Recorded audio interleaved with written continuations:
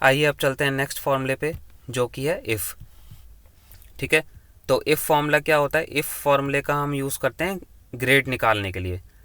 अगर मैं मार्कशीट की बात करूँ तो वहाँ पे मुझे ग्रेड फाइंड आउट करने हैं, तो उसके लिए हम क्या करते हैं? इफ़ फॉर्मूले का यूज़ करते हैं। तो जैसा कि आप देख सकते हैं, ये मेरे पास वही प्रीवियस डेटा है जो मैंने अभी रैंक फॉर्मूले में यूज़ किया था। तो इस डेटा में मैं क्या करता हूँ, एक यहाँ पे मैं परसेंटेज नाम का कॉलम ऐड करता हूँ,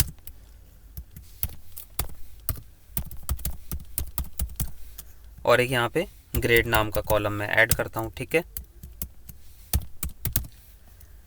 तो परसेंटेज निकालनी है सबसे पहले, तो हम कैसे निकालेंगे? इक्वल जो टोटल आया है स्टूडेंट्स का, उसको हम डिवाइड कर देंगे टोटल नंबर ऑफ सब्जेक्ट से। ठीक है, ये इनकी परसेंटेज हो गई। या फिर हम ऐसे भी निकाल सकते हैं, इक्वल टोटल डिवाइड बाय कि 3 सब्जेक्ट है हमारे पास, मैथ्स, हिंदी, इंग्लिश, और हर सब्जेक्ट 100 मार्क्स का। तो 3 सब्जेक्ट्स कितने के हो गए? 300 मार्क्स के। तो डिवाइड बाय 300 इंटू 100। ठीक है, तो इस तरीके से हमने क्या करा? परसेंटेज निकाल दी। अब इसको हम ड्रैग कर देंगे।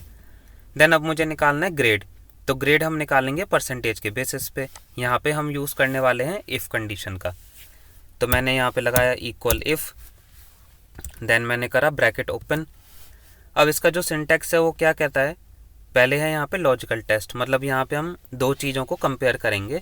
देन उसके बेसिस पे अगर वो हमारा जो हमने कंडीशन लगाई है या दोनों चीज़ों को जो कंपेयर करा है, अगर वो कंपैरिजन सही बैठता है तो क्या आउटपुट आना चाहिए, और कंपैरिजन अगर गलत है तो क्या आउटपुट आना चाहिए। तो ये इसका सिंटैक्स है। तो अब इस सिचुएशन में हम क्या करेंगे? जैसे कि मुझे परसेंटेज के बेसिस पे ग्रेड चाहिए, तो मैंने परसेंटेज को सिलेक्ट करा और यहाँ पे कंडीशन डाली कि अगर percentage greater than equal to 90 है, कि अगर बच्चे की परसेंटेज 90 है या उससे ज़्यादा है तो बच्चे को मिलेगा ए ग्रेड या ए प्लस। ठीक है, कुछ भी दे सकते हैं। अब ये तो तब है कि जब मेरी ये जो कंडीशन है ये सही है, तो सही होने पे क्या आउटपुट आएगा? A grade.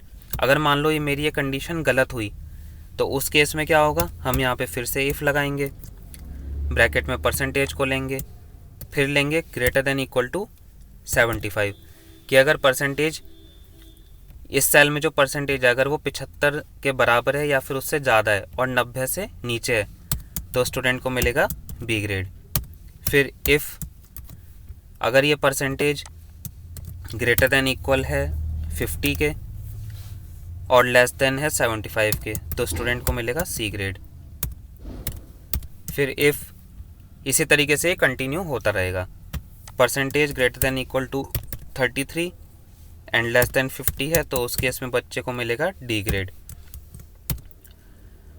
और लास्ट कंडीशन में हम डाल सकते हैं कि अगर बच्चे की परसेंटेज 33 से नीचे है तो उस केस में बच्चा हो जाएगा फेल। अब ये सब हमारा फॉर्मूला यहाँ तक कंप्लीट हो गया। अब क्या करेंगे? जितने भी हमने ब्रैकेट्स ओपन करे थे इन सबको लास्ट में करेंगे क्लोज। ठीक है, देन करेंगे एंटर। तो ये आ गया इसका डी ग्रेड। डी ग्रेड क्यों आया? अगर हम फॉर्मूले को एडिट करें तो 47 परसेंटेज जो है वो 33 से तो ज़्यादा है लेकिन 50 से कम है, तो उस केस में बच्चे को क्या मिलेगा? D grade. अब इसको हम यहाँ से डबल क्लिक करके ड्रैग कर देंगे।